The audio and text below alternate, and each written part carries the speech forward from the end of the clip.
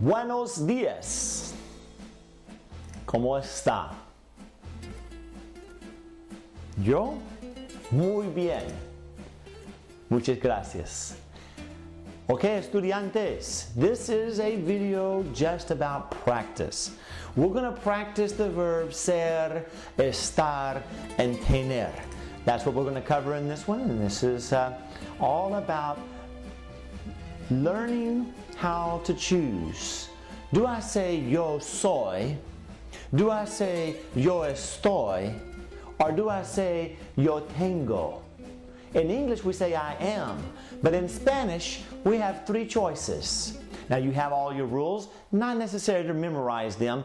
Have your charts out in front of you. You should have your chart out for ser, yo soy. Repeat after me. Soy, eres, es, somos, son.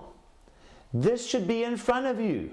You can print it from the website, or you can have it because you came to class and the teacher gave it to you. Should have the box and it should have the rules, when you should use these. This is the verb ser, generally used for things that are permanent about ourselves or things that we're describing. The next one is estar. Repeat after me. Estoy, estás, está, estamos, están. You should have this one in front of you. Print it from the web, or your teacher gave it to you. You should have the whole chart with your rules on it. This is generally used for things that we're describing that are temporary, specifically location, conditions like feelings and emotions, and actions. I am eating, I am speaking. And the third one is the verb tener. Let's make sure we can say the words. Say them with me. Tengo, tienes, tiene, tenemos, tienen. Excellent. Now this one you should have some type of a chart that combines the conjugation of tener and the specific 15 words that are listed here that tell you when you should use this verb to express the to be. Because we're going to practice right now how to say things like I am. So you have to make a choice between these three. The specific words are these words. Let's pronounce them.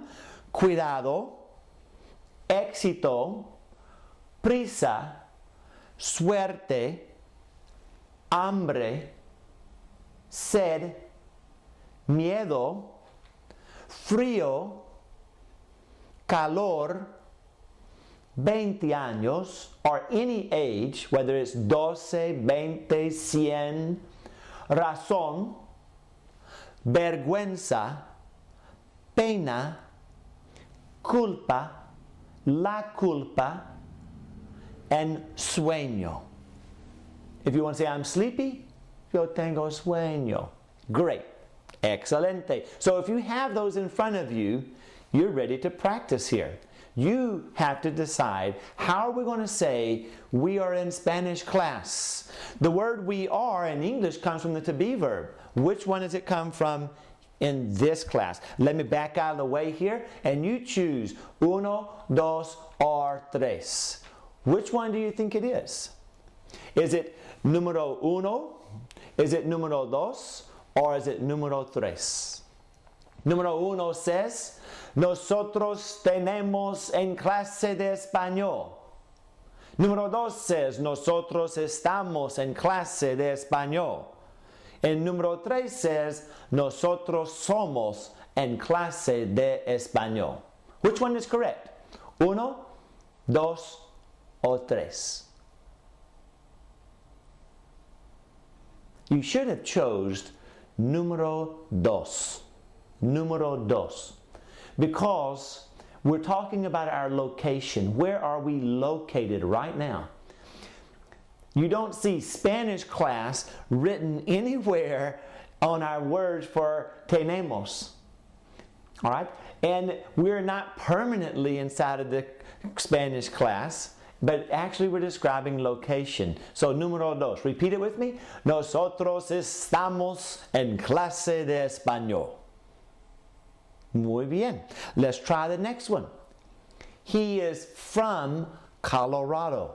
Now you have to think, before you choose uno, dos, or tres, you have to actually think about, what am I describing here? What am I saying about him? He is from Colorado. Think about it for a moment and look at your sheets. You can always reach over and just push pause right down here.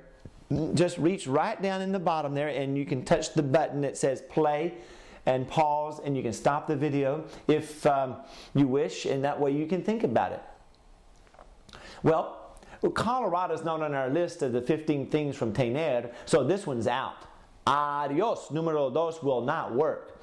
If we said él tiene Colorado, it means literally he has Colorado, he possesses it.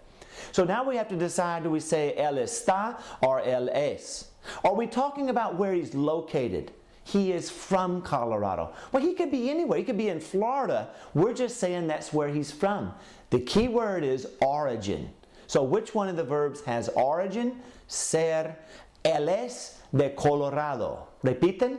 Él es de Colorado. Muy bien. All right, let's look at the next one. She is right. She is right. Well, she always is. Is it going to be número uno, número dos, or número tres? It's your choice. You have to check out your list. First of all, on tener, do you find razón in Spanish, right in English, on your list of tener? Look at it closely. If that's on the list, then you go no further. You stop with número uno. You should have found it on the list. Razón is one of the words that's listed as the 15 items that require us to use tener. So we just take our tener box and we go in, we find ella, and that's the word that goes with her. Ella tiene razón. Repitan. Ella tiene razón. That's the correct answer. These will not work because this razón is on my list. So it has nothing to do with she's right all the time or if she's right some of the time. It doesn't matter. This is on my list, the word razón, so I have to use tener. Muy bien. Let's go to the next one. You are a happy person. What are we describing here? You have to think about what we're describing before you can correctly answer this. Let me get behind the words here. What are we describing about this person?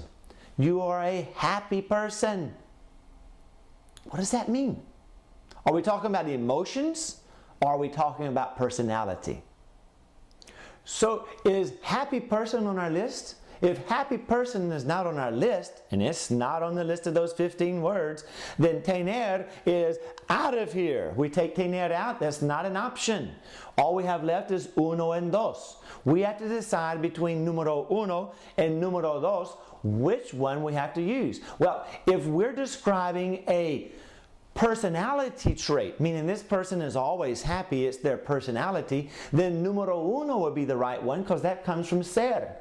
If we're talking about an emotion, that you're a happy person right now, you're not normally happy, then we're talking about a temporary condition at a given moment, and that would be número dos. Número one is pronounced, tú eres una persona feliz. Or you can say, usted es una persona feliz. Remember, when you think you in English, there are two options in Spanish. We can say tú or we can say usted. But you must realize that tú has a specific word that goes with it, and usted has a different word because they're in different boxes in our map. Now, if you're describing a person's emotions, then you're going to be on número dos. Tú estás una persona feliz, or tú está una persona feliz. But normally, because the word persona is in here, it is directing us. I'm trying to get you to choose número uno. Número uno is the best choice on this one, if you're trying to say that someone is a happy person, because that's an inner happiness that doesn't change with the up and downs of the emotions. Muy bien. We have a lot of options here, right? I am 40 years old. I am 40 years old. How are we going to say this in Spanish? Is it going to be número uno, número dos, or is it going to be número tres? Which one is the correct one? Uno, dos, or tres? What would you think? Well, if you didn't have your list on tener, you might think, well, I change my age every year, so maybe número dos might be it. Be careful. Say, well, 40 years old, you stay that for a whole year, so that's a pretty long time. Maybe it's this one. It's not número uno. It's not número dos. The answer is número tres. Because if you get out the chart and look at it, you're going to find age. You might want to write on there age. The age of anyone or anything is always described using tener. So, por favor, mark that on your sheet and remember that if you're going to talk about your age, you're going to have to use número tres. Yo tengo 40 años. Repitan. Yo tengo 40 años. I am 40 years old. You don't even see the word old anywhere in our sentence. This literally saying, I have 40 years. That's the literal way that in Spanish we would say how old we are. Yo tengo 40 años. ¿Cuántos años tiene usted? And your answer should be, yo tengo, and then put in the number and años. Excellent. Let's look at the next one. Are you happy? Boy, that could mean a lot, couldn't it? Are you happy? Is it going to be uno? Is it going to be dos? Or is it going to be tres? You have to decide. I'm going to let you do this one all by yourself. You tell me. Put it on pause. Just reach right down here, por favor, and touch the pause button. Hold it. You decide and come right back.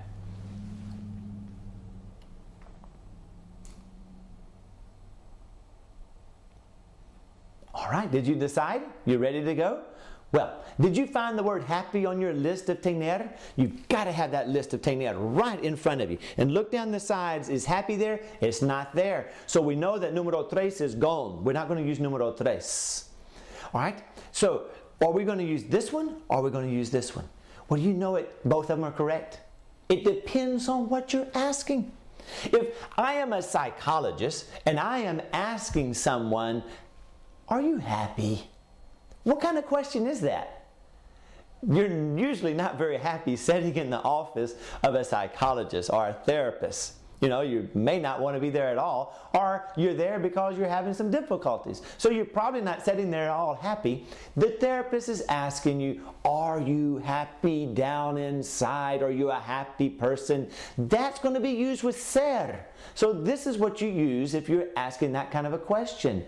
¿Tú eres feliz? ¿Usted es feliz? These are asking, are you, your personality, are you a happy person? This one would be, are you happy right now? This is the emotion. ¿Tú estás feliz? Pues sí, pura fiesta. ¿Usted está feliz? Are you happy? Sí, señora. Sí, señor. Sí, señorita, yo estoy muy feliz porque yo estoy aprendiendo español. Excelente. Let's look at the next one. She is my daughter. She is my daughter. Uno, dos, o tres. Daughter is not on our list of tener. So that's the first thing I do every time. I get rid of tener. Do I use it or do I not? So we get rid of that. If I read this sentence, ella tiene mi hija, literally, word for word, it means she has my daughter. Now that's a good sentence. She has my daughter. But that has nothing to do with what we're trying to say. We're trying to say she is my daughter. All right, so which one of these do we use? The last rule that we learned on ser, which we've not put much emphasis on yet, was possession. To demonstrate possession, the correct verb is ser.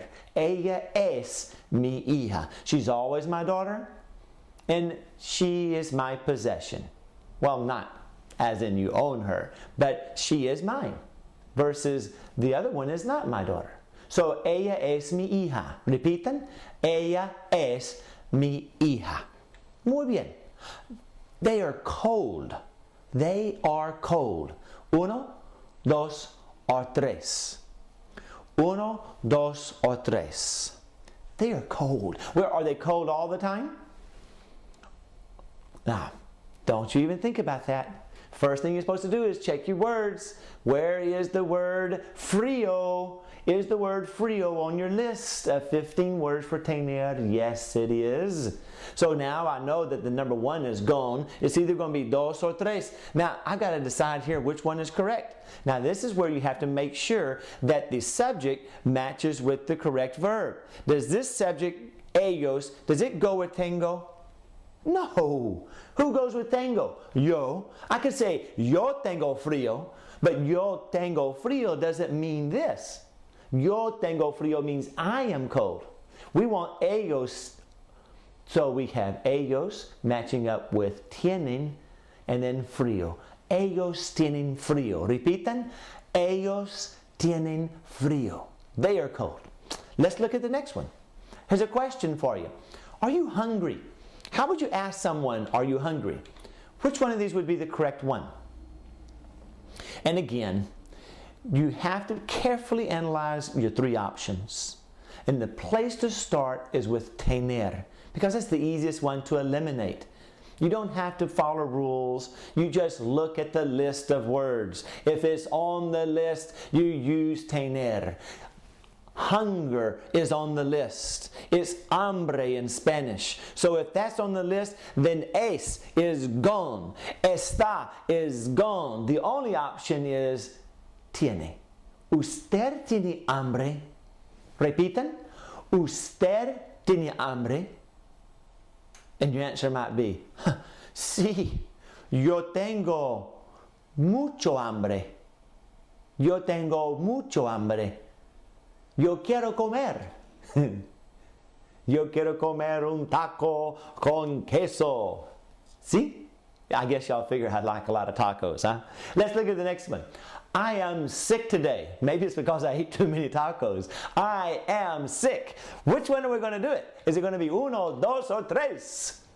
I hope you got the routine down. I hope you have your three charts in front of you. Ser, estar, and tener. And the first thing you do is you take the word sick and you look to see if it's on your list. So you run down the list on tener. You don't see it. Great. So yo tengo is gone. Now I have to go back to my original lesson and decide, am I sick all the time or am I sick just right now? Well, illness is something that comes and goes. So normally people would say, I am sick. They would use the estar because it is temporary. You go to the doctor and get some medicine, you get well. Even a terminal illness can be cured. It happens every day. And so people say, yo estoy enfermo hoy. Yo estoy enfermo hoy. All right? So that's our correct answer. Excelente. I think you got it. You know how to use ser, estar, and tener. Now, you see, you don't have to memorize this stuff. It comes natural the more that you use it. If you want to memorize it, go ahead. My suggestion is those charts that you have on ser, estar, and tener, you put all three of them side by side somewhere around your office or your home or maybe both, and you have them, and just when you have nothing to do, think in English. I am. Say something in English and decide which one do I use, ser, estar, or tener. Yo soy, yo estoy, yo tengo. All right. Que bueno. Man, we're learning so much Spanish. See you in the next lesson, all right? Adios.